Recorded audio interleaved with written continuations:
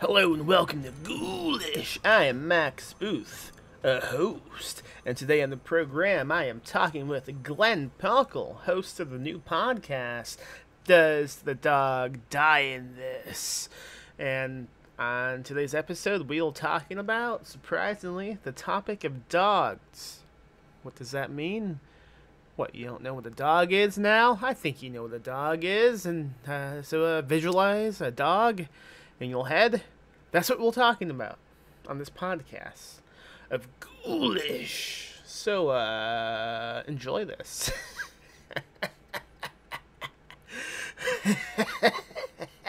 Dogs.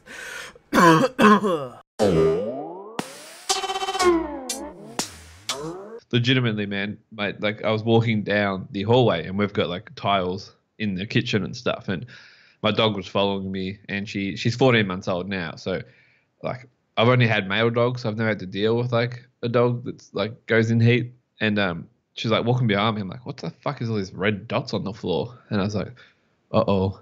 And like it just hit me that like it had come, and I was like mopping the floor. I was like, shit, I need to go get like dog nappies, like dog tampons. Is that a thing? I don't know how this works. And yeah, now she's wearing a nappy and the floor is mopped. So it's going to be an interesting couple of weeks. Do they make dog napkins? Like, are they shaped like paws? It's funny. Like the nappies have like tail holes in them, so the tail can come through it. I knew dogs can bleed like that, but I guess it's not something I think about on my day to day. But maybe it should be something I put more thought process into, like to spread awareness of bleeding dog vaginas. Yeah, it's not something that I'd spent too much time thinking about, apparently. But it's one of those things. I knew it was coming, but I just never really.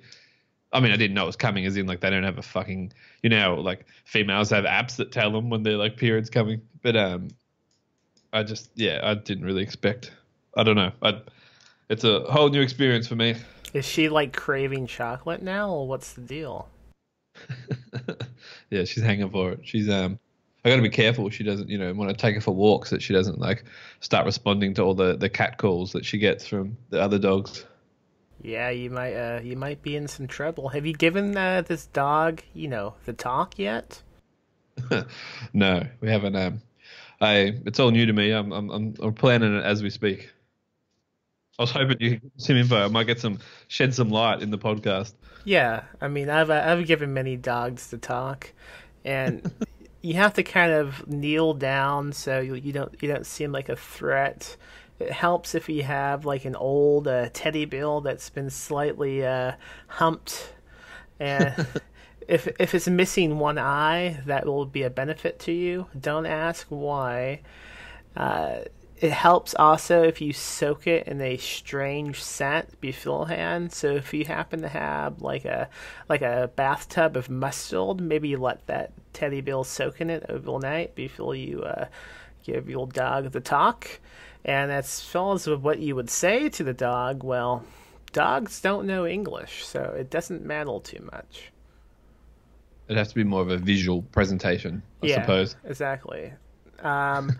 I suppose if I continued down this route, it would lead to you making love to this teddy bear, but I don't think.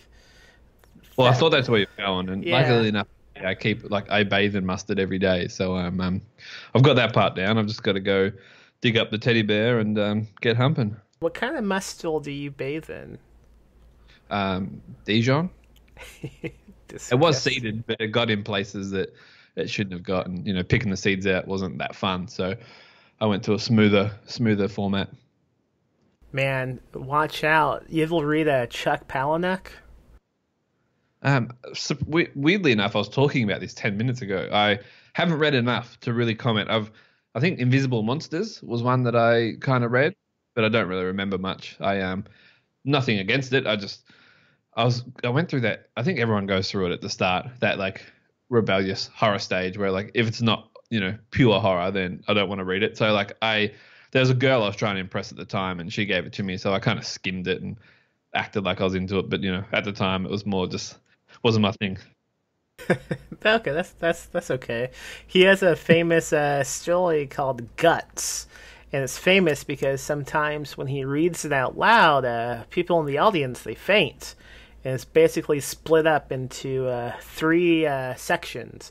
Each one is a tale of someone pleasuring themselves and it ending badly.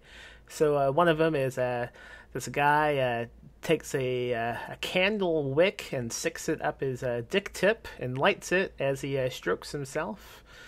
And for some reason, you talking about mustard seeds going into unfortunate places made me think of that story. Well, next time I think about shoving a candlestick in my dick hole, I'll think better of it.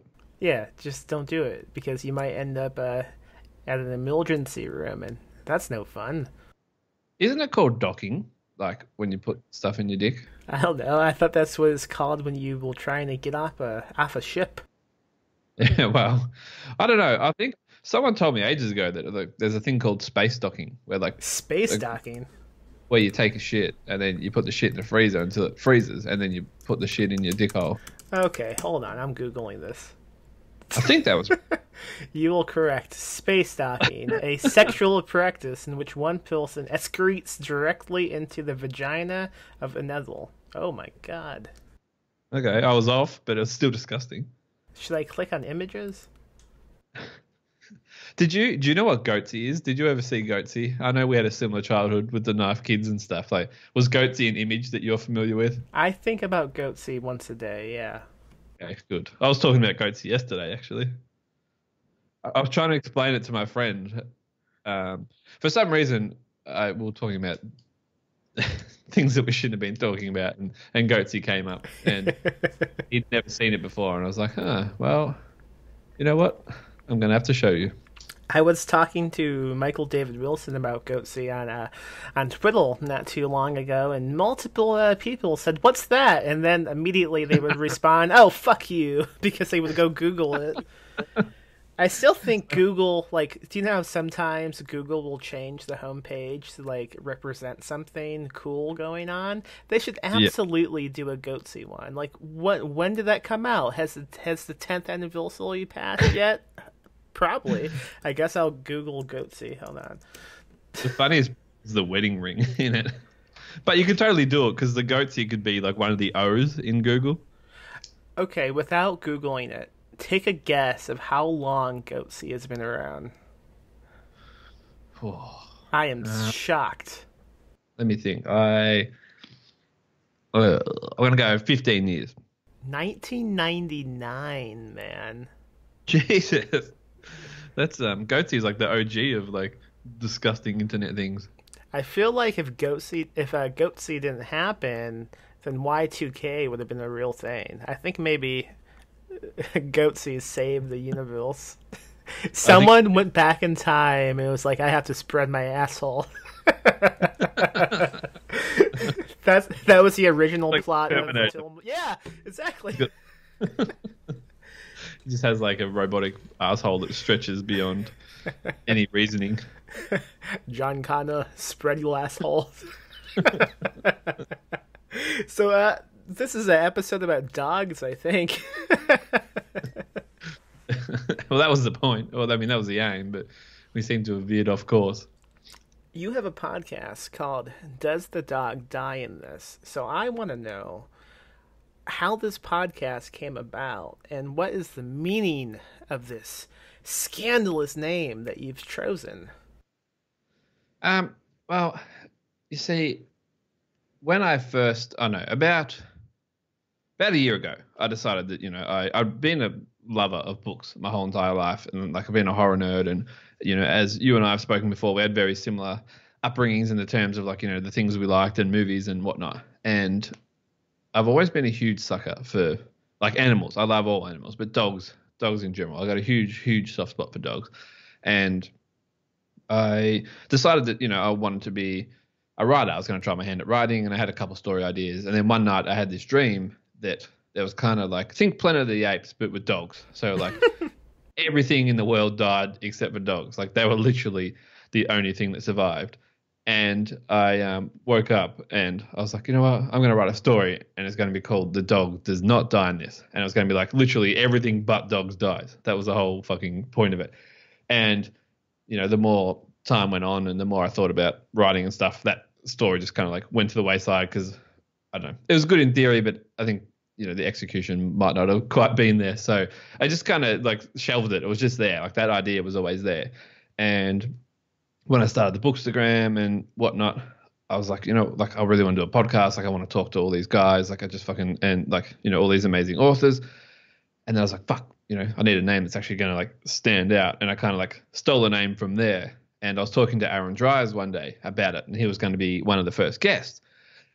And he was like, man, have you thought about changing it to Does the Dog Die in This? He's like, you could create, he's like, it's a very diverse topic, especially like in horror. Like, is it cheap to kill the dog? Is it a good, a good angle to kill the dog? Like make people love it? Like, is it a way to make people feel something? He's like, and you could get authors, like, especially in the side that, are writing the stories, because we get exclusive short stories and some awesome reprints to host on the blog after that author's episode airs. He's like, you can almost divide the authors up by like team the dog dies, team the dog does not die. And he's like, you can almost start like a faction of like, people against dogs dying in horror and whatnot. And it was just like, it was all just tongue in cheek kind of fun. And I just thought it was really, I don't know, just kind of really stood out to me because that's the first question I ask. If I pick up a horror novel or, go to watch a horror movie or any movie and there's a dog in it, I'm like, fuck, like, does the dog die in this? Like, am I gonna cry? So, we just kind of stuck around from there. I love that title. I have you tried to split some of these guests up into pro dog and con dog, anti dog, I guess. I'm gonna, I'm gonna. Yes, there's something coming for it at the end when it's all said and done. I might even start like a mini war between everyone. So I've got to be careful. But there's plans there, and Aaron's very cheeky. He's a part of it. He's the one that keeps like stirring it on. So I think we're gonna, at the end of it, like when the anthology comes out, I wanted to do like a big blog post and like almost an essay on like dogs dying in horror and people that like do it in a good way and people that do it in a cheap way. Like, just again, it's all tongue in cheek. Everything we do, like the whole podcast is described as like a R-rated comedic free dive into like the doom and gloom of horror. So everything we do is just all for fun. But I think it is a very, very interesting topic. Even when I first, started writing, one of the characters in my novel has this imaginary dog, and that's her imaginary friend. It's a dog, and she's never been allowed dogs because her father's like an asshole, and he had this really, really bad experience with his dog and his father when he was a kid, and ever since then he's like refused to like get close to animals. And so these kids, she's kind of secluded, and she doesn't really socialize like normal. So her idea of what a dog looks like is kind of like Scooby-Doo meets Clifford the big red dog meets like the neighbors' dogs that she's seen from various houses that they've lived in. So she has this imaginary dog that's like 30 stories tall and looks like a Frankenstein version of every dog she's ever seen. And even in that, I was like, does it work if you kill imaginary dogs? Because like I don't want to go down that path. So I just think it's really, really interesting thing in like just horror or movies and books in general. Yeah, 100%. And the thing I've always thought about with dogs dying is it's too easy, right? It seems so manipulative. Like, so often, like, especially not even in this genre too, like you see it a lot in kids movies. Someone has a dog, at some point that dog's probably gonna die, and the whole point is to make the audience go, oh wow, what an emotional movie. Yeah, it's a very what's the word? I don't know. I can't think of the right word for it, but it's it's an easy ticket to feeling something, I suppose. Like the majority of the world are going to. I mean, I haven't met many people, thank God, and I don't want to, that are happy when a dog dies. So I feel like it's I don't know what the word, like it's an easy platform to garner like sympathy or earn a reaction in your movie or book. So it's like it's one way to get people talking, whether it's good or bad. Like your book might not be that great or whatever, and all of a sudden the dog dies, and you've got people like posting about it, being like, "Holy shit, this guy's an asshole! Like he killed the dog in the worst way," or like it's almost like a guaranteed way to get some attention. Yeah, it's also like the cheapest way to make the audience know this guy is a villain because he killed the dog. Do you know there's a website called doesthedogdie.com? I found that out afterwards because I tried to do the Twitter and it was like, this is already a thing. I was like, fuck, like the name was. So like I went and checked it out and I was like, it's not really in Australia. I mean, like it's a website, so it's worldwide, but it's not something that, I've utilized down here. And I did kind of debate whether I should stick with it or change it after seeing that, but I was like, they're two different platforms, so it doesn't really matter. But Michael David Wilson actually went to tag me in something and he tagged them and he's like, hang on a minute, this isn't right. And so that's how I kind of learned about it from there. But it was I'm aware of it now, and I looked up to it, and it's like expanded. Like they now it's all like is there a trigger warning for this or that? Is there like basically anything bad in a movie is on that website now. I'm looking at it now because I only just now found out about it because I was thinking, man, I wish like a database existed showing like the movies that do contain dog deaths, and it does. It's doesthedogdie.com, and there's all types, like you said, all types of categories. One of them has one of the categories is movies where Santa is spoiled. They're covering their bases. I am admittedly, I don't know if this is the place to admit it or not, but I mean, growing up, there was other websites that told you whether certain things were in certain movies, and I was more interested in that side of thing where I could freeze frame and see some titties. Oh yeah, you talking about IMDb's prevalent consent thing? Because I would go on that all the time and click on the sex option. Sex, please. What am I looking at in this movie? None? I'm not watching this. Yeah, I remember. I think I got tricked. I can't remember, but the Titanic. I fast forwarded it to a certain point, and I was like, "Well, that was like I didn't watch 3 hours just for that." And then I just watched the boat sink as a complimentary dish in return because there was no movies. So I was like, "Well, at least I can watch them all sink for lying to me." Did the Titanic have any dogs?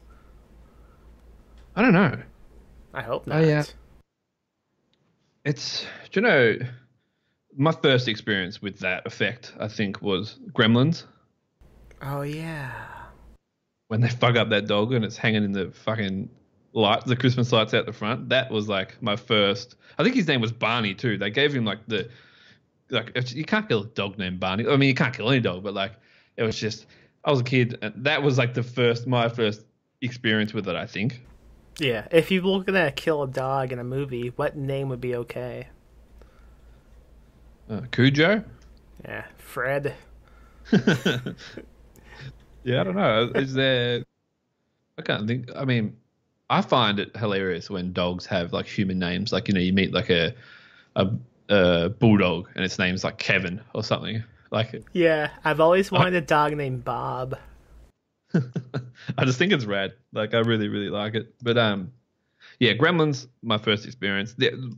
I reckon one franchise that did it really well was Nightmare on Elm Street. I think it's number 4, and there's that dog. Its name, I think they named it Jason, which is kind of funny because like a little Easter egg, and it bites.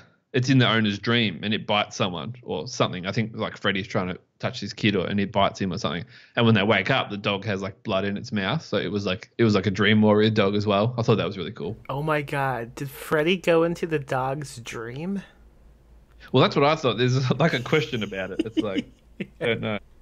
I would love to see that sequence, like a dog just chasing a rabbit, and then the rabbit has a red and green sweater. Well, like the dog's claws are like Freddy's claws. That'd be cool. That would be fucking tight. Oh man. Okay. Before we go, I have a question about Gremlins. It's always bugged me. So the whole thing with Gremlins is they multiply when they get wet, right? Mm. So what the fuck? How come nothing's happening as they go running around in the snow? What is snow made out of? I think in the Gremlins it's made out of plot armor. Okay. I mean, it's one of those things like suspension of belief because snow is, I don't know, maybe it's like artificial snow from like someone's snow cone maker fucking malfunctioned or something. I mean, that would still be water though, wouldn't it? Maybe it's like fucking ash from a bomb. Maybe True. outside that town is just a fucking Mad Max wasteland. Maybe it's just Australia outside this town. Possibly. I mean, because Australia is just a wasteland, right? Is that correct? Pretty much, yeah. We ride kangaroos into battle. Like we have big spears, and we have like fuck, I'm drawing a blank. What's it called when like in the medieval times when you like race at each other and like stab each other off a horse? Oh yeah, fuck. What is that called? Yeah, You have like a lance, right? yeah. It's like, is it jousting? Yes, jousting. You will So joust. we do that with kangaroos, except for we use petrified snakes as the fuck. I'm drawing blanks again. What's the thing that you stab them with? You poke them with? Is it Lance. called a lance? Yeah. That'll do. We freeze. We actually dock snakes. So we get snakes and we freeze them, and then we use them as our lance. It's an interesting time down here. I thought you were talking about space docking with snakes. Well, I did go there, but then I veered away. I changed course very quick. Be really difficult to shit into a snake's vagina. I tell you that. Yeah, I was thinking that. I mean, strange things have happened, but I don't want to be the one to find out how to do it. Oh, did that happen in the show Stranger Things? I missed that scene. It was the behind the scenes. I think it was the actual episode with Kai Green in it. Have you seen Stranger Things? Yeah, dude, I'm a huge fan of things. That's a good example of a cheap dog death, I think. Yeah. Trying to think. When does a dog die in it? It's like season 2 or 3. What's the fucking Dustin has that like Oh, alien? yeah. 100%. That was yep. I didn't Yeah, like that that. sucked. I didn't like saw that that. at all. They should have killed Dustin. That would have been cool. Or maybe like his mom. She doesn't do anything. Yeah, I mean, Justin's pretty cool though. There's something actually like a lot of people don't know about me. When I first saw Stranger Things, I got obsessed with it. Like, and I went and taught myself illustration and like Photoshop and stuff. And I started actually making Stranger Things art.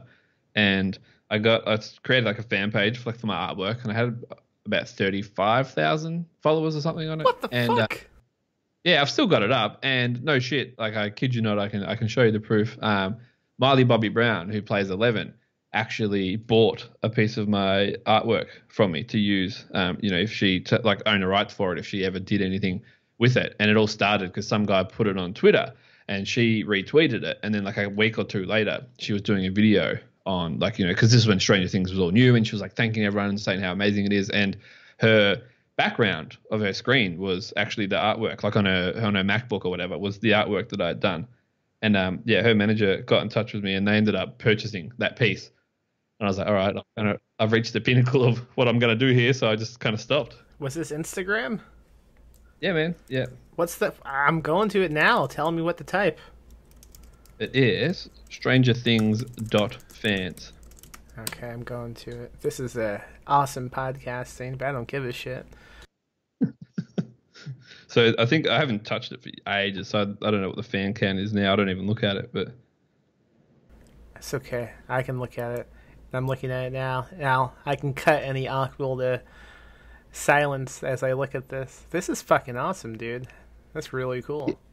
yeah, well, at the end, not all of it was mine. It ended up me just like sharing people's stuff because I kind of wound out of doing it. But if you see the one that's all made out of glitter, like it looks like there's 1,000 particles of her. Actually, that's the one that they purchased, and it's literally like individual pixels of color that like made up her entire thing. It took me fucking way longer than I care to admit, but it was super fun. I did not expect to find this out right now, and I am really impressed. That's awesome, man. It's just a bad habit of mine, man. I mean, it's not a bad habit. I like it about myself, but I get real, like if I decide I want to do something, I just go nuts and like do it 24/7 until I'm good at it. And that's what I'm currently doing with videography and writing. They're my two next endeavors. So I've gone out and gone nuts with like video equipment and lighting and sounding and all that kind of stuff, so I can start making like indie films. And then I want to write and obviously do like like indie films of my own books just for fun, like short stories and that kind of stuff. You planning on making anything about dogs? Yeah, I was kind of Planet of the Dogs is actually coming. Are you serious? No, but that'd be Fuck! fun, though. Oh, you know what? I'm going to pretend you said, yeah, let's talk about Planet of the Dogs. How did everybody die except the dogs? What's the idea behind this? Well, it starts in New York, and it's an underground club, and these two guys decide they want to dock each other. They want to like freeze each other's dicks and put their dicks inside each other's dicks like a spaceship, and then like piss from one dick to the other, but piss at the same time to see if they meet in the middle and like who wins. And they get this weird disease from it, and it becomes contagious, and everyone starts docking, and the next minute the whole world's just frozen wasteland with feces everywhere, and the dogs just survive. They don't do it. Dogs are smart. Does somebody say, what's up, Doc, at one point? They do. They say, "What's up, dog?" Nothing much. What's up with you? That was dumb. But yeah, Who are some of your favorite dogs in this genre? I reckon Max from Terminator, because he was, the kind of, I think he only gets like 6 seconds of screen time, but he like alerts them that there's a Terminator coming. And when I was a kid, I was obsessed with the Terminator. I wanted to be Arnold Schwarzenegger. I wanted to be a huge bodybuilder. So I really like the dog because it like saved them. I can't think of who Max was. The only dog that comes to mind, I'm thinking of Terminator 2. Woofy is who I'm thinking of. Wolfie's awesome too. No, he's a German Shepherd. He's like, he senses that a Terminator's near, but like, he's really like, it's literally like 6 or 7 seconds. I was just a nerd of that film, so I was like, all around it. And then is the dog from The Thing at the start? Does he have a name? I don't know. Eh? That dog rules. I don't think he has a name. I think they call him Kennel Thing, but at the start when it opens and he's running and they're shooting at it, I'm like, what the fuck? I hate this movie already. Like I was like, it's like the worst opening for me. But when he survived and does what he does, I'm like, yeah. But it kind of sucked what happens to him in the pen. But But see, I think that's a good example of a dog death done right. Right? I don't know. Yeah, for sure. Like if in terms of dog deaths, it's at least serves a purpose. Like it has a it adds to, like, it makes the movie, like, gives the movie like a course. Do you know what I mean? Like it sets it off, and like it's not just you've watched the whole movie and then the dog dies. Yeah, it's not meant to make us sad. It's meant to be like the fucking inciting incident, really. Yeah. And I love that scene. I love that scene when the dog like explodes, and before that happens, the rest of the dogs are like, "What the fuck is going on? What is going on with this guy? Get us out of this fucking cage right now!" Yeah, they definitely know what's up. Have you seen I Am Legend? I have. That's is it Samantha they call it? I have no idea. It's been a while. That's gonna actually no. Do you know what? Frankenweenie. Have you seen Frankenweenie? I have not seen Frankenweenie. Oh, dude, it's like I'm pretty sure it's Tim Burton, and it's like a black and white claymation film. And this kid's dog dies, and he's a like science nerd, and he brings it back, and it's like Frankenstein but in a dog. And it's really really fun. Like the dog dies in it, but it comes back to life, so it's kind of alright. That's pretty cool. I like the dog from Pet Cemetery, Chulch, the dog that dies in the beginning, but then it comes back as well. And that's pretty cool. Isn't that a cat? No, in the movies, but in the book it's a dog. Huh. There you go. Oh, I thought it was a cat. Yeah, I love. Also, I'm a big fan of the dog in the movie Alien, the one that's with the ship with Ripley. Jones, I think, is the dog's name. That dog rules. Or have you seen the new Evil Dead remake with Grandpa? I have. Yeah, that dog was cool. He's the one that kind of like makes the teenagers release the demons, which is pretty cool. I thought that was a cat. No, it's like that black dog, and he discovers the dead bodies, and then he leads all the teenagers there, and they release the demon. The dog just kind of like fucks out of there. Grandpa is a great name for any type of pet. Yeah, it is a really cool name. Man, I'm blown away. Pet Cemetery. I swear it was. I thought it was always a cat. It was. It's like, man, I read that book too, like multiple times, and it's a cat. I had this whole idea of just continuing to name famous cats and pretending they were dogs, but I could only think of two famous cats, so it kind of ruined my scheme. What's the other one? Alien? Yeah, Alien's a cat, not a dog. That's why I didn't comment. I'm like, oh, maybe I'm fucking losing my mind, but I thought that was a cat as well. I had this whole idea of like, yeah, I'm gonna pretend like I don't know what a dog is, and maybe I'll just keep like saying facts that don't make any sense. Like, I love when dogs can just fit into any crack because they don't have spines. But it didn't go that way because I failed to come up with enough examples to make you question me. That's it. Yeah, another good one. Obviously, the main one, Cujo. What do you think on Cujo? Cujo's great because it's not like, oh, this dog has an emotional attachment and then it has no real involvement with the plot. It's just around to die. The dog's the villain. The dog is the fucking enemy. Which is hard because you kind of like, you want it like. You want to like root for him at the same time. You're like, I don't give a fuck if he kills everyone. Just don't kill him. He's alright. He's a good boy. Because if you think about it, I mean, the dog's sick. He has no control over what's going on. He has fucking rabies. He has like fucking alien rabies. I don't know what's going on with this dog. Yeah, that first part, like in the movie where he's all like happy and he's chasing the rabbit like through the stream and all that stuff. I'm like, this is such a cute opening. And then he sticks his head in the cave and you see all the bats and you're like, oh man, here it comes. I just fast forward that part. The rest of the movie is pretty good. That's one of the few Stephen King books I have not read. I need to. Yeah, the book uses like a super cheap like trope at the end. Like, I don't know. I mean, it wasn't at the time, obviously, because King was one of the pioneers of it. But now it's like a very common What's tactic. That? What's that? Well, I mean, I can't. You haven't read it. I don't give a shit. What about people listening? The book's been out since like the 80s. They had time. Well, I mean, like the whole like you think something good is happening while something bad's happening. Like how you think they're like free, but they leave the kid in the car and they come back and he's dead. It's like, I knew the kid died at the end because Stephen King. I can't remember. The kid lives in the movie and dies in the book, and I know this because in every interview for a long time, Stephen King would just randomly mention it. Yeah, I can't. The kid's name's like Tosh or Tobin or something. I can't remember, but like, yeah, it sucks because you're like, oh, it's all over, and then the kid's just dead. You're like, fuck, like.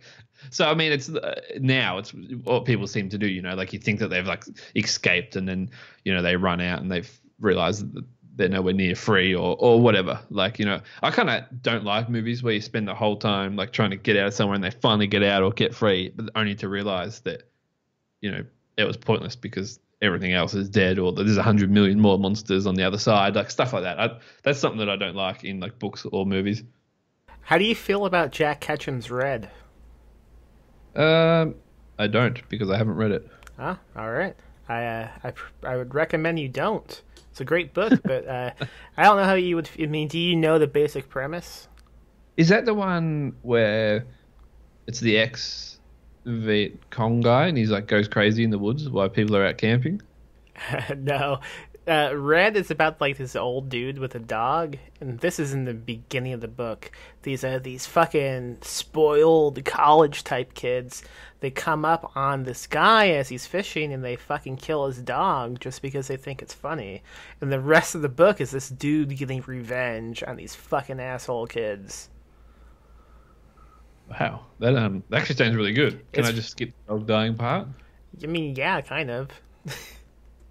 You should. You should read it. Actually, it's kind of like John Wick, but a fisherman. Yeah, it's like if John Langan wrote The Fisherman. Wrote John Wick. Have you seen John Wick? I have, yeah. How do you feel about that shit? I mean, that was pretty bad, man. Like, don't they put it in the microwave? I don't think so. Oh, did I just make that part up? I think you did. Oh shit! For some reason, I've had it in my mind. The dog in the microwave. They don't put it in the microwave? No, I just rewatched it like a week or two ago. No, they just kind of kick it. What the fuck? What am I thinking about then? I'm gonna Google dog in microwave, and I don't like you. You can Google that, man. I'm not touching that. Maybe you add movie afterwards or something. Oh, it auto corrected to add movie. Okay, those are. Oh, it's the fucking Urban Legend movie with Jared Leto and names I don't know. Oh, that's weird. I haven't even seen that movie. some some part of you has evidently.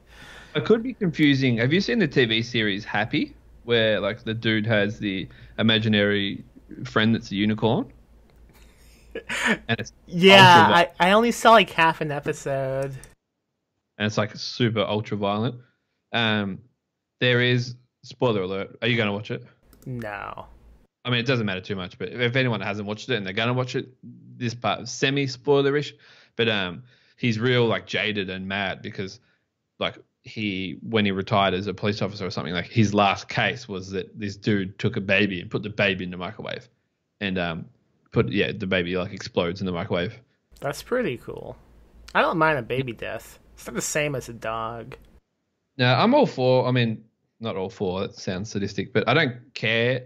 All right, there's no way to say it without sounding mean. I don't care if people die, like in movies and books. Like fucking go for it. I don't give a fuck. But it's animals, man. I'm sure I'm not alone in that. Like I've never really cared. Like if a character dies, like in Game of Thrones, TV series and movies, it hasn't really, except for My Girl. That was the only one that really fucked me up. Jesus Christ. Yeah, I'm with you. As we were talking, I also had that video playing, and Jesus Christ, they really Which put one? that dog in a microwave. Oh, That dog fucking exploded, man. It was actually pretty cool. I'm pro dog death now, I think. That was great. I'll link that video in the show notes if anyone wants to watch it. Yeah, well, blood dust. There's not really.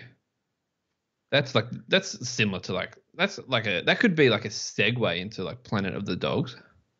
Oh yeah, Blood Dust. That is a short story I wrote, and it can be viewed on what's the website called? DoesTheDogDieInThis.com? Yep. Yeah. Yeah, no dogs die in that, and it could be like the prologue of Planet of the Dogs. Maybe we should co-write it. I'm game. What's gonna happen to that kid who runs off with the dogs? Is he gonna be like a fucking I was like a dog boy?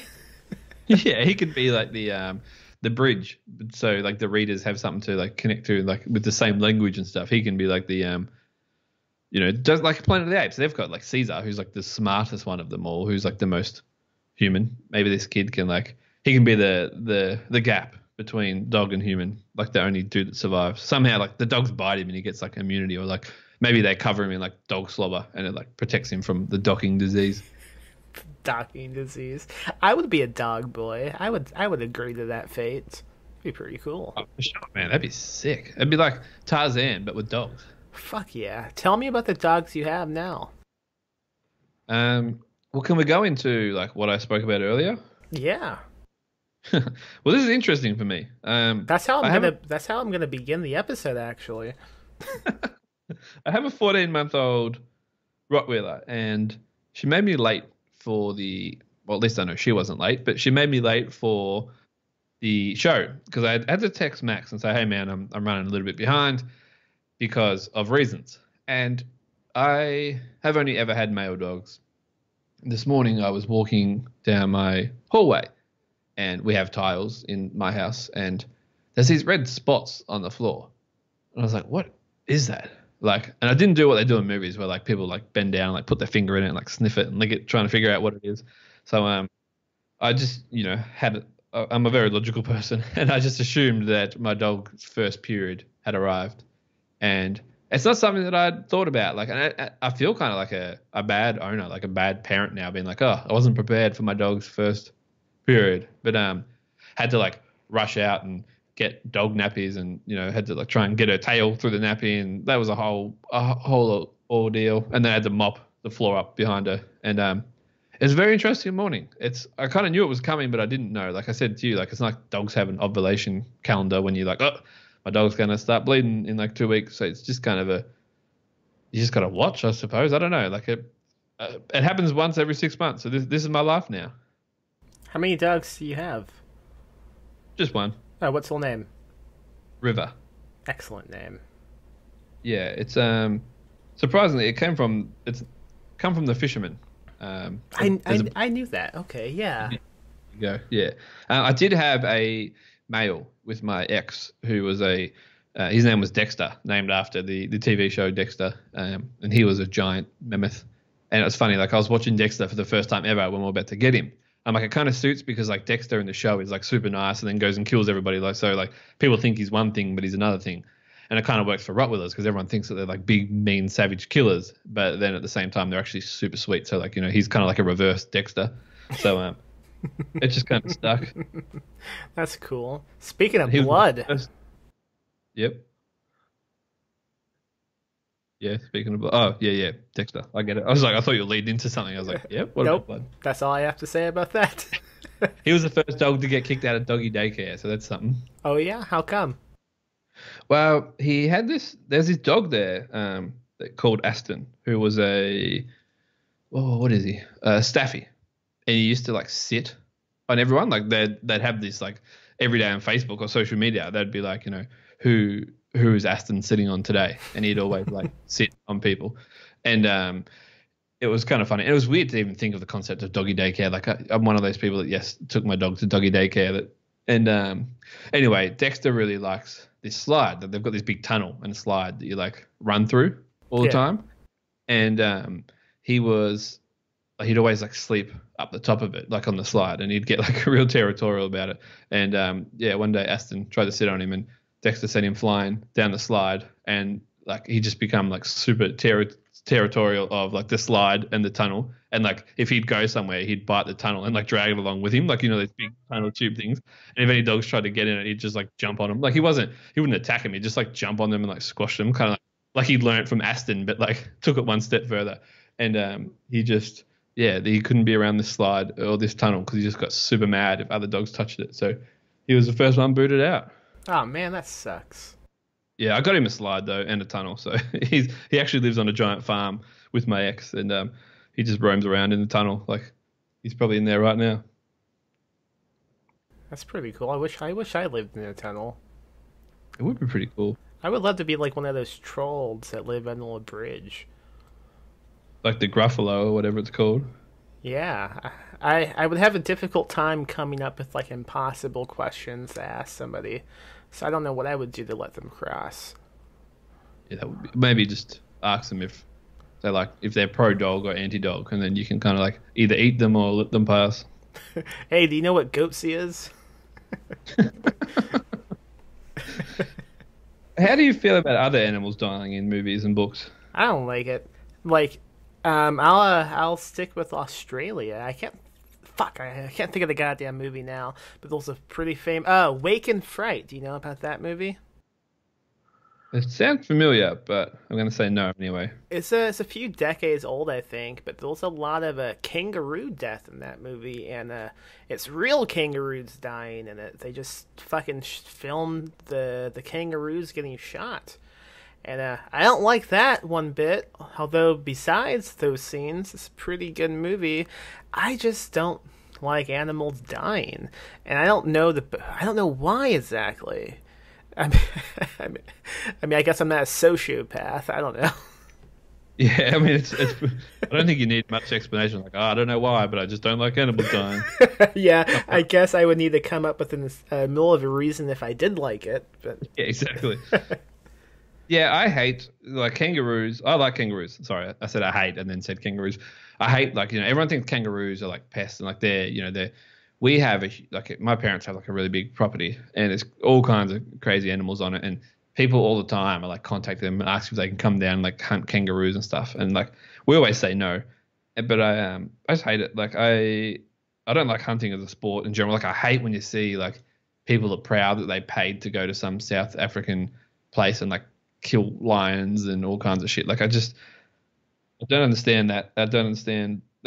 strangest part of humanity is like that we're proud of killing defenseless things. Like, I mean, they're not defenseless, I guess, if you went one on one with them, but then, that'd be a different story. And I'd kind of be like, I do like when you hear about, did you hear ages ago about all those poachers that broke into like a reserve and like they got torn apart by like lions or tigers? Like there's like 10 of them and there was just like a bloodbath when they found them the next day. No, that sounds great though. Yeah, it was like a legit thing. It was like on the news. These guys broke into like some like protected reserve in South Africa or something, and I don't think they knew there was tigers in there. Like they were going to get something else, maybe elephants or something. I don't know. But it turns out there was they went into like a lion den or something and got absolutely fucking mauled. That's pretty awesome. Growing up, a house like across the street and to the left of us, we used to love just like breaking the fucking windows of the garage, and they would just always fix them like 2 days later. So they would fix the windows, we would break them because we were shit ass kids. And one day, my friend's older brother and his friends, they broke into that guy's house, and they went into the basement. And the dude had like a fucking lion in the cage. What the fuck? Oh, for real? Yeah, and they left, and someone called the cops, and the guy got in a lot of trouble. But isn't like this is one thing? Like, excuse my ignorance. But like Americans can pretty much own anything, can't they? Like lions, tigers. Like, has that changed now? Like, because it used to be pretty lax, like monkeys and shit. Like, I don't know the laws whatsoever, but I think maybe you have to have like a certain type of license, maybe, to have a fucking lion. Like, you can't just walk into a pet shop and go, "One lion, please." oh, one Simba. Well, I mean, I watched Lion King, and that dude doesn't seem like he'd have much licensing. I have never seen The Lion King. Oh, is it like Tiger King? Oh, like that dog that went crazy. Yeah, I don't know. There's a guy that has an elephant, and he fucking rides it down the street of his like residence and walks into the local lake with it, or river or stream or whatever. And the elephant like has a bath, and he swims around with it, and it's just everyone's just going about it like he's riding a fucking horse. This was in Tiger King? Yep. I don't remember that scene, but I believe you. Well, I mean, I thought a dog got microwaved in John Wick, so I'm not very reliable. But I swear I saw it because I was like, Americans can just own whatever. And like, there's that story ages ago about the lady that like lost her hands and her face to the chimp when they gave it like Xanax or Prozac or something, and then it went ballistic and like mauled her half to death, and she had to get like the first ever like facial reconstruction surgery. Dude, chimps fucking terrify me. Those guys were always stealing babies. Do you know about that? Like that thing I was just talking about? I do, yeah. And there's a 911 call, and you can hear the chimp going bonkers in the background. And the 911 call, like, dispatcher didn't believe it because it sounded like fake chimp noises in the background. But while he was ignoring her, the other chick was getting her like hands and face like literally torn off. Yeah, I've listened to that call. It's bad. Yeah. It's bad. I don't recommend anyone look that up. No, I think I was like reading an article that was about. It was in the middle of the night. It was on Reddit, and it was about the most terrifying sounds that people had ever heard. Like someone did a Ask Reddit, and it was like, "What's the most terrifying sound you've ever heard or seen that you've ever witnessed?" And like, it come up with all these instances of like things on the internet. Like there was these like maybe Viet Cong, I don't know, but like there's these very like spiritual people like in the woods, and like during the war they were trying to flush them out, so they got all these speakers and like played this like really harrowing singing of this like old like Vietnamese guy that was like telling a story about like how the spirits have come back and they're coming for him, and it was like this really creepy sound like echoing, like someone's got body cam footage and they're like in the middle of these woods and there's just this song like playing throughout the forest, singing, like there's subtitles and it's singing about how like it's like all their dead like ancestors and stuff have come home to like claim them and stuff, and it was really, really creepy. And one of them was that chimp thing, and it was crazy.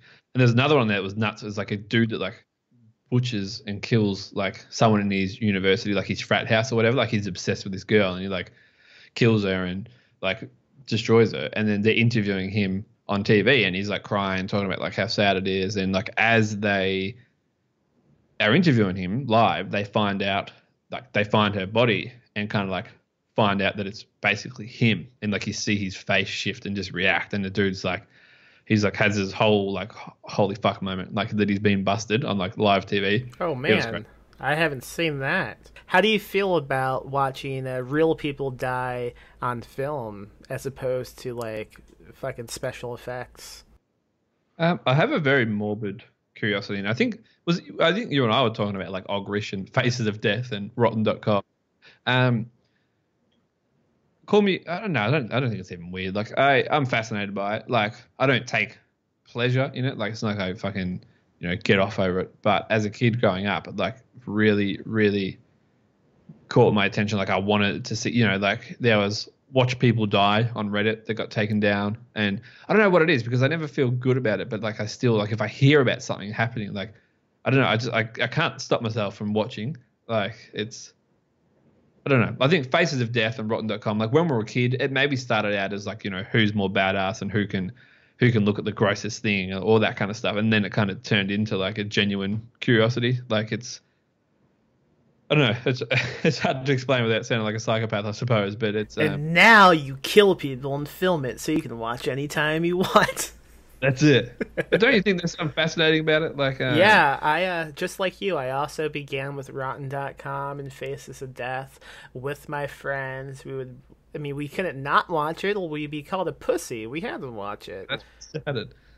And it didn't seem to bug me that much as a kid, but now I don't know, I can't do it. It makes me feel so sick to my stomach. Well, that's what I was about to say. Like now, as an adult, I think because maybe our comprehension of what's actually happening, like it's whatever, it's not real. Like we haven't lost anyone yet at that age. Generally, on average, like you're not that familiar with death yet. So like the idea of it's just kind of like, oh, that's that happens. But when you start to mature more and have feelings for people and relationships with people and a better grasp on it, it's kind of like okay, like these when you see those people dying, like this, what they are, what my partner is or what my friend is or what my mum is to me is what this was to someone else. Like, Absolutely. Yeah, like attachment and you're like, whoa. back when we were kids, it seems more mystifying, like it's not real. Like, oh my god, this is the stuff nobody will talk to us about. Yeah. Yes. Like you probably would have seen that one on Rotten or Faces of Death where like the woman gets killed in the park by like the hitman, like from the mob or something. Like she's going to testify against him, and she's walking through the park, and they're filming her, like trying to interview her, and he just runs up and shoots her in the park. Yes, I saw that. Yeah, that stuck with me. That was like the first one, and then as you get older, you're like, shit, that could have just been like this woman was just like that could have been my mum. Like she never know, like she's married someone who's got involved with the mob or something, and now from her just trying to survive and live, like and escape, she's killed for it. Like it's it starts to hit a little bit more close. I think maybe that same type of fascination can be found in like true crime podcasts because it's really similar. We don't see anything, but we do kind of relive a lot of really fucked up details. I don't know if you listen to like true crime or not. Last podcast on the left is probably my favorite podcast for that kind of stuff. Like I just love how they very much approach it with a very, very black humor, like that dark humor. Dude, speaking of that podcast and speaking of like live video, phone calls and stuff, those 911 video episodes they've done, they're rough. Yeah, man. And like I feel like they're the only ones that can do it like tastefully in the sense that like make a joke about it and like not have everyone try to cancel them or like say they're insensitive. Like I feel like they've kind of like they really walk that line and they do it really well. And like it's I fucking laugh my ass off while learning like so much. And then like some of the stuff is like super harrowing. And like I like how like nothing's off the table for them. Yeah, absolutely. Tell me about the logo you came up with for Does the Dog Die in This? What was the genesis of this? Because it's one of the best podcast logos I've ever seen in my life.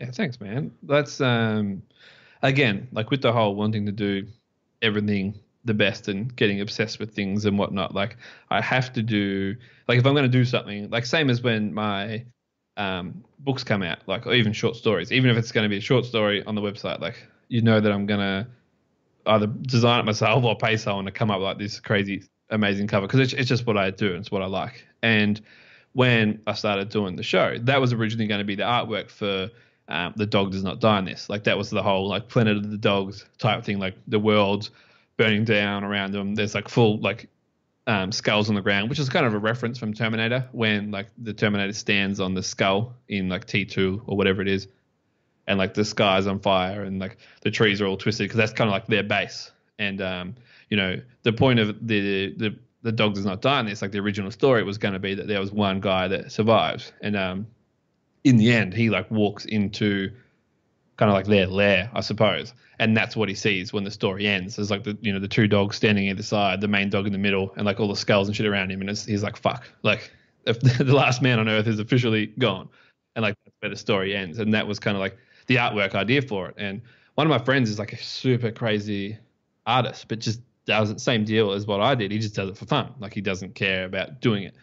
And we were talking about it, and then he come up with the idea, and it went from there. Wow. Yeah. I recommend anyone listening to this podcast, if you haven't seen the logo, go look it up. It's great. And also subscribe to Does the Dog Die in This? I assume it's on all the usual podcast apps, right? Yes, it is everywhere. Excellent. So go. You have no excuse. Go find it. Go subscribe. Download all the episodes, and look at that logo. Spend like a good 5 minutes doing nothing but looking at that logo. You will thank me later. I feel like that stuff too helps you like get noticed in the sense like, say if I want to like approaching you or Grady Hendrix or Josh Mallerman or John Langan or Laird Barron or Michael David Wilson or all the amazing people that we've had on the podcast so far, is that, if you have like, there's so many podcasts out there, and it's such a, just in general, like as as a writer, like getting noticed in a massive market is obviously hard. And I feel like, it's, if you have something that really stands out, and same with the name, like I feel like it's not really a name that you forget. No, absolutely not. I mean, you posted it on Reddit not that long ago, and a lot of people responded to it. I think mostly because of the name.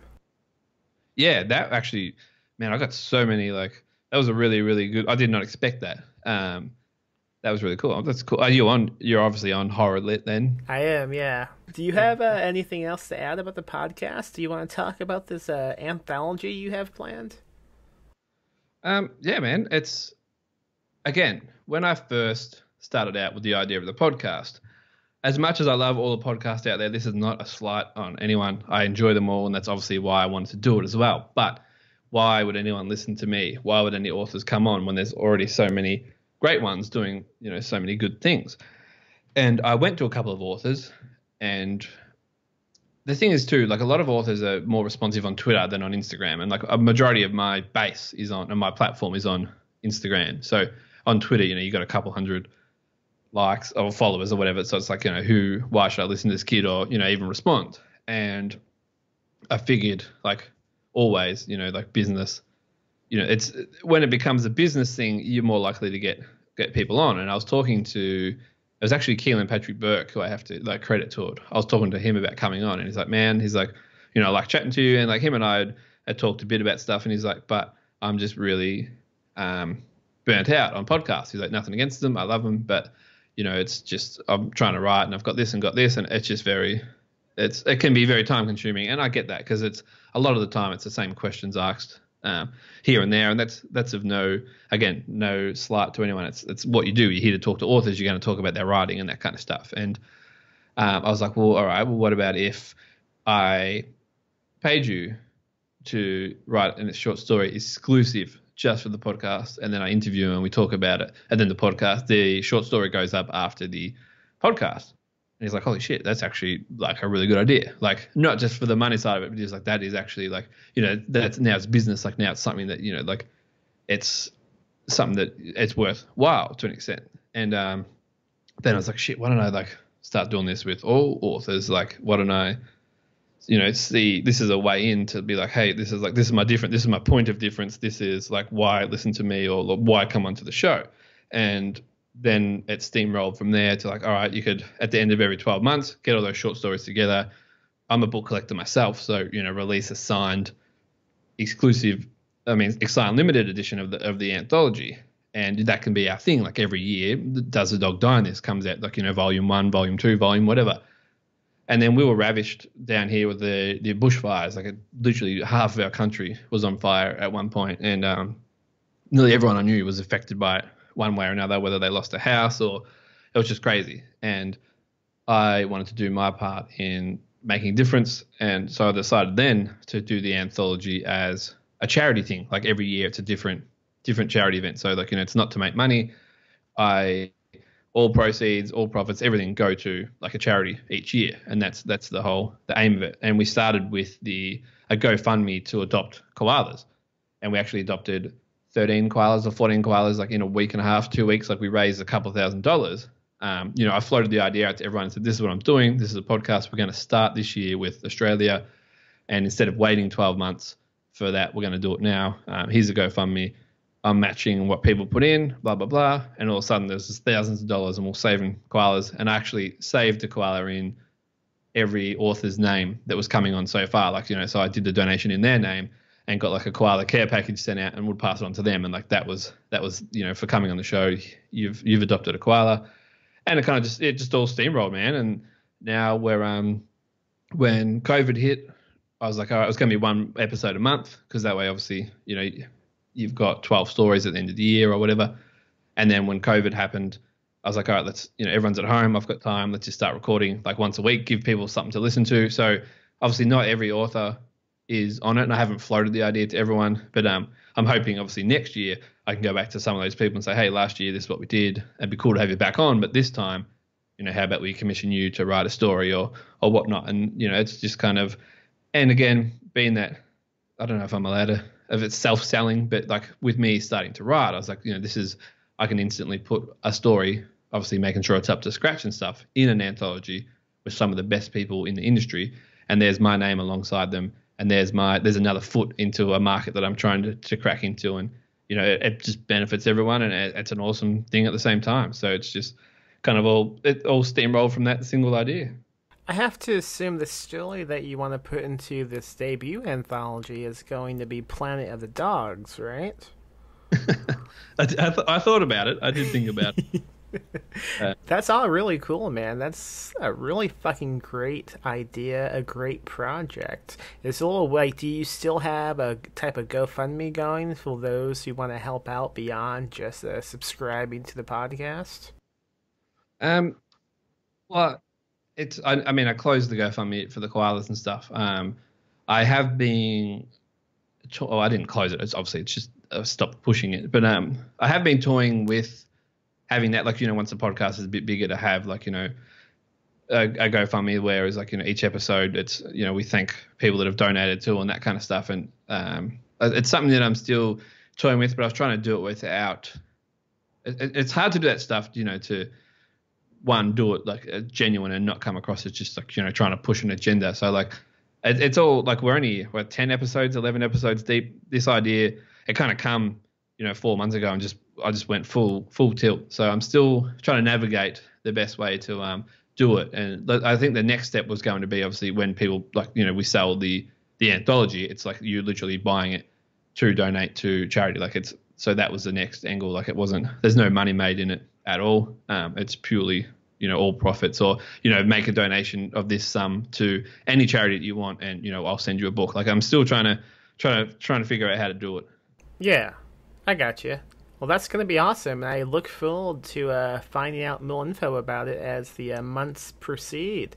I will definitely be picking up a copy, and I am positive some folks listening to this podcast will be. If they don't, well, hey, fuck you. I'm going to write them down as anti-dog. Anyone who doesn't. Anyone who doesn't buy this anthology loves dogs dying. That's a fact. So that's my, you said killing dogs is cheap. That's like my approach now. It's like not saving dogs is cheap. So if you don't donate to this, or you don't buy this book, you hate dogs and I hate you. I think that's a good way to end this episode. If you do not subscribe, rate, and review, does the dog die in this? You hate dogs, and you do not deserve to live. Okay. What is like the social media handle and stuff, everything going on with you? Yeah, no worries, man. If people want to find me, it's the Hellbound _heart on Instagram, And on Twitter, it's just Glenn Parker 88 or the Hellbound_Heart. I'll try to keep the same name. The socials, does the dog die in this on... Oh, sorry, no, I fucked that up. Does the dog die in this pod on Instagram? And Twitter, I got to make sure I don't give you the fucking competition. I've got to find it now. I'm hopeless. It is does the dog _die. Gotcha. I'm gonna have the competition come on, and maybe you can also join me as a guest host, and we can just fucking talk shit to him the whole time. Just nag him like, you suck. Why are you trying to ruin Santa for people, motherfucker? Let it be a surprise if Santa is ruined. That's it. That's it. All right. This has been a great episode. Thank you for talking about dogs, goatse, kangaroos. It's been a hell of a time. Yes, man. It's been a ride. We veered off course, but we got there. I'm very grateful that you have me on, man. I'm very excited to be a part of all this stuff and getting to know everyone in the amazing horror community. So I'm very grateful, man. I appreciate it. Hell yeah. Welcome to the fucking genre, man. Grab a dog.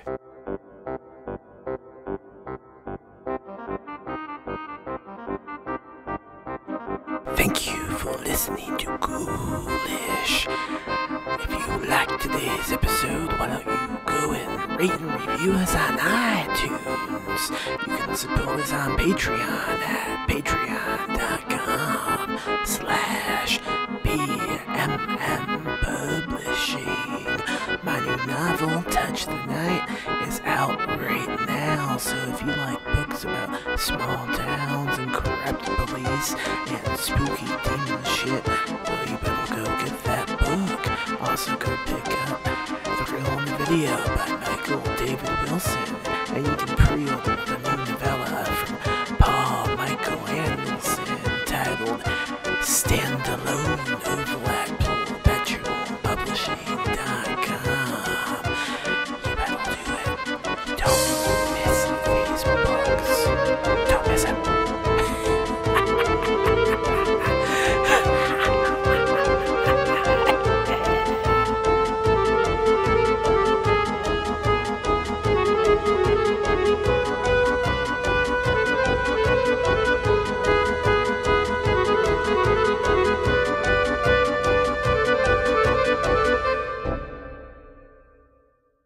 Live spooky, die spooky.